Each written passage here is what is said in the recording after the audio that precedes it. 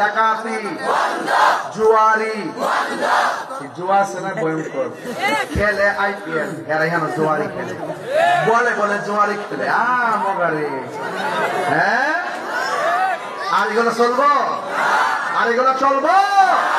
এখন বলবেন চলবে, নামাজ জোরে কোন চলবে, নামাজ, রোজা, হজ, যাকাত, ইবাদত, মহব্বত, সোহবত, খেদমত, ভালো কথা, ন্যায্য কথা, উচিত কথা, গাঞ্জা